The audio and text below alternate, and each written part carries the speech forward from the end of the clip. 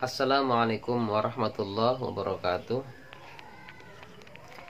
Alhamdulillah, Allahumma shalli ala Muhammadin abdillah wa ala alihi wa sahbihi wa mawalah.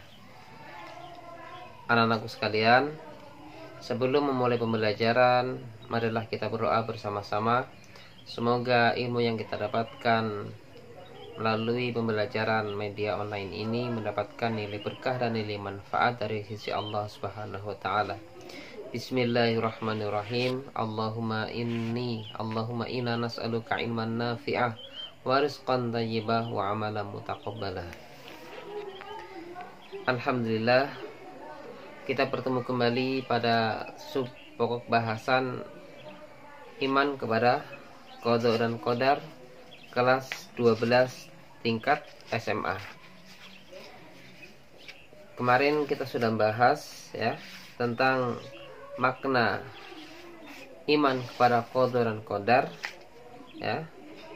makna qada, makna qadar, dan kita juga membahas sudah tentang pembagian takdir, yakni ada takdir yang bisa dirubah atau dan takdir yang tidak bisa diubah. Pada kali ini kita akan membahas kaitannya antara ikhtiar, kaitannya antara beriman kepada qada dan qadar dengan sikap optimis, ikhtiar dan tawakal kepada Allah Subhanahu wa taala. Secara gampangnya ada orang mengatakan seperti ini. Lah, saya biarpun kerja mati-matian, kalau memang sudah ditakdirkan hidup miskin, nggak akan mungkin bahagia. Nah, ini sikap yang pesimis. Jangan punya slogan sikap seperti ini, karena hanya mendatangkan kebencian dari Allah Subhanahu wa taala. Karena setiap orang itu tidak tahu akan garis takdir hidupnya, tidak tahu akan rahasia hidupnya. Qada dan qadar itu akan berjalan sesuai dengan sunatullah. Artinya keberhasilan hidup seseorang sangat tergantung sejalan atau tidak dengan sunatullah.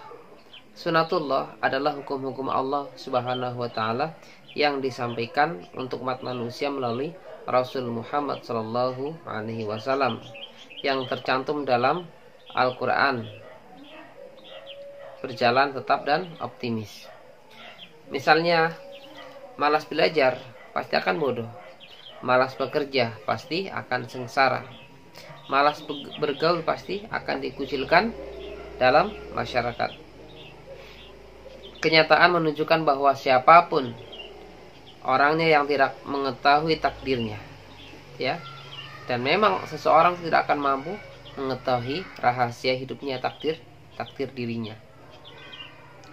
Jangankan peristiwa hari depan, besok ataupun lusa, bahkan yang akan terjadi 1 jam ke depan itu tidak ada yang mampu mengetahuinya. Siapapun yang berusaha dengan sungguh-sungguh, dengan maksimal, sesuai hukum-hukum Allah, disertai doa dan tawakal, ikhtiar, dipastikan insya Allah akan membimbingnya dan akan mengabulkan apa yang diusahakannya. Berusahalah semaksimal mungkin, berusahalah semaksimal mungkin, semampu mungkin, sekuat tenaga untuk mencapai suatu impian, target, cita-cita. Setelah itu berdoa, kemudian memasrahkan kepada Allah, bertawakal, insya Allah kemudian kita ridho terhadap apa yang menjadi ketentuan kita. Kalau sudah seperti ini, sudah maksimal mungkin usaha kita, disertai ikhtiar, tawakal, berdoa dan ridho dengan ketentuan Allah, itu baru namanya takdir. Jadi sebelum menyerah harus ikhtiar dulu. Jangan sebelum ikhtiar sudah menyerah lah. Keadaanku seperti ini, nggak mungkin, walaupun sudah berusaha itu tidak akan mungkin akan berhasil. Itu namanya pesimis, dan Allah tidak menyukai hal tersebut. Berkaitan dengan makna beriman kepada qada dan qadar, dapat diketahui bahwa nasib manusia itu telah ditentukan Allah Subhanahu wa taala sejak sebelum dilahirkan ke dalam dunia. Walaupun setiap manusia ditentukan nasibnya, tidak berarti bahwa manusia hanya tinggal dia menunggu nasib perubahan. Manusia tetap berkewajiban untuk berusaha, ya, berikhtiar, karena keberhasilan tidak akan datang dengan sendirinya. Anak-anakku sekalian yang kami cintai, jangan sekali-kali menjadikan takdir suatu alasan untuk bermalas-malasan dalam berkarya. Pernah terjadi di zaman Khalifah Umar bin Khattab radhiyallahu anhu. Seorang pencuri tertangkap dan dibawa ke hadapan Khalifah Umar. "Mengapa engkau mencuri?" tanya Khalifah. Pencuri itu menjawab, "Memang Allah sudah menakdirkan saya untuk mencuri." Mendengar jawaban demikian, Khalifah Umar bin Khattab lalu marah dan berkata, "Pukul saja orang ini dengan cambuk. Setelah itu potonglah tangannya." Para sahabat lain bertanya, "Mengapa hukumannya diberatkan seperti itu?"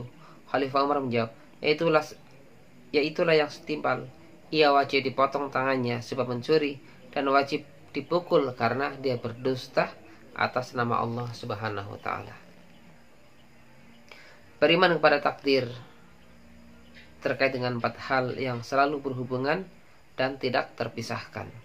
Keempat hal tersebut adalah sikap optimis terhadap takdir terbaik Allah Subhanahu wa taala, kemudian berikhtiar, berdoa, dan tawakal. Contoh kecil, misalkan sekarang anak-anakku sekalian sudah kelas 3. Nanti setelah kelas 3 akan lanjut studi kuliah atau akan bekerja, ya. Jadi tidak ada alasan untuk berkarya, berusaha. Lah, saya tamatan SMA. Itu gak boleh sifat pesimis seperti itu. Jadi sikap optimis akan takdir terbaik dari Allah Subhanahu wa taala. Allah tidak pernah menakdirkan hal yang buruk terhadap hambanya yang mukmin, selagi dia mau berusaha untuk hal yang bermanfaat. Ketika sakit itu bukan hal yang buruk. Sakit yang dia rasakan menjadi penggugur dosa bagi dirinya. Sakit yang dia rasakan menjadi kafarat penebus kesalahan yang dia lakukan. Kemudian miskin belum tentu keburukan bagi dia. Karena kenapa? Bisa jadi Allah berikan dia kekayaan, akhirnya dengan kekayaan dia takabur dan ingkar kepada perintah Allah Subhanahu wa taala. Namun diberi kemiskinan oleh Allah, akhirnya dengan kefakiran yang dia rasakan, dengan kemiskinan yang dia rasakan, dia tidak takabur, dia tidak sombong, dan dia tetap mendekatkan diri kepada Allah Subhanahu wa taala atas kemiskinan yang dia rasakan. Nah, ada hikmah di balik itu semua. Mengapa manusia tidak mampu terbang laksana burung? Tumbuh-tumbuhan berkembang subur lalu layu dan kering, rumput-rumput subur bila selalu disiram dan sebaliknya, bila dibiarkan akan tetap mati. Semua contoh tersebut adalah ketentuan dari Allah Subhanahu wa taala yang disebut takdir. Manusia mempunyai kemampuan terbatas sesuai dengan ukuran yang diberikan Allah kepadanya. Di samping itu manusia berada di bawah hukum-hukum tersebut, hanya berbeda dengan makhluk selain manusia seperti matahari, bulan, dan planet sebagainya, yang semuanya ditetapkan takdirnya tanpa bisa ditawar-tawar lagi. Manusia makhluk yang paling sempurna. Oleh karenanya itu ia diberi kemampuan memilih, bahkan pilihannya cukup banyak. Manusia dapat memilih ketentuan Allah yang ditetapkan keberhasilan atau kemalangan, kebahagiaan atau kesengsaraan, menjadi orang yang baik ataupun yang tidak. Ya, jadi intinya tidak boleh menjadikan takdir suatu alasan untuk bermalas-malasan dalam menggapai hal yang bermanfaat bagi diri kita. Yang berikutnya adalah ikhtiar, kaitannya antara takdir dengan ikhtiar atau berusaha. Allah Subhanahu wa taala berfirman yang artinya, sungguh mereka adalah orang yang bersungguh-sungguh, adalah orang-orang yang selalu bersungguh-sungguh dalam mengerjakan perbuatan-perbuatan yang baik. Kemudian dalam surat Al-Mu'minun ayat 60 Allah mengatakan, mereka itu bersegera untuk mendapatkan kebaikan-kebaikan, dan mereka lah orang-orang yang segera memperolehnya. Dari beberapa ayat di atas, Allah mendorong manusia untuk berusaha, berlomba, dan berkompetisi menjadi orang yang tercepat. Siapapun yang berusaha dengan sungguh-sungguh, berarti dia sedang meniti suatu keberhasilan. Pepatah Arab mengatakan man jada wajada. Siapa yang bersungguh-sungguh, maka dia akan memperoleh keberhasilan. Yang berikutnya adalah doa. Doa ikhtiar batin yang sangat besar pengaruhnya bagi manusia yang meyakininya.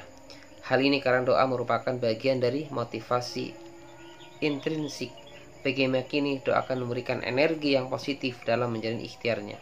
Karena Allah Subhanahu wa taala berjanji akan mengabulkan doa orang-orang yang memohon kepadanya.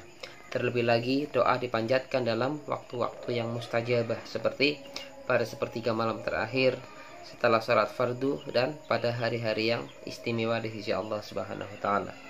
Yang berikutnya adalah tawakal atau berserah diri kepada Allah Subhanahu wa taala. Setelah kita melakukan ikhtiar, kemudian sudah bertawakal, kemudian setelah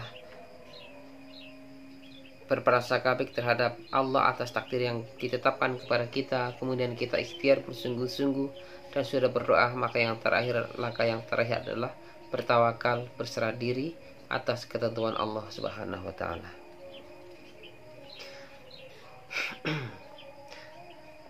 Karena sungguhnya apa yang menjadi ketentuan Allah itu tidak bisa kita hindari. Kita berusaha semaksimal mungkin dan kita terima dengan lapang dada, dengan keikhlasan bahwa semuanya adalah yang terbaik dari sisi Allah Subhanahu wa taala. Teringat pepatah Syekh Abdul Qadir Al-Jailani rahimallahu, sesungguhnya panah takdir itu tidak akan membunuhmu, dia hanya melukaimu saja. Artinya apa? Takdir terkadang mungkin menyakitkan, bahkan mungkin terkesan akan buruk bagi diri kita. Namun di balik itu semua ada hikmah yang sangat besar untuk diri kita. Contoh kecil, seseorang akan pergi melakukan perjalanan yang jauh ingin ke suatu daerah melalui pesawat. Tiba-tiba dalam perjalanan dari rumah menuju tempat bandara, mobil yang ditumpanginya adalah banyak bocor. Padahal waktu itu hanya sangat terbatas untuk sampai ke tempat tujuan bandara yang mana pesawat akan saat landas atau terbang. Tiba-tiba karena ban bocor, akhirnya sampai di tempat bandara pesawat sudah terbang. Akhirnya dia sedih, dia cemas, dan dia marah terhadap semua kejadian.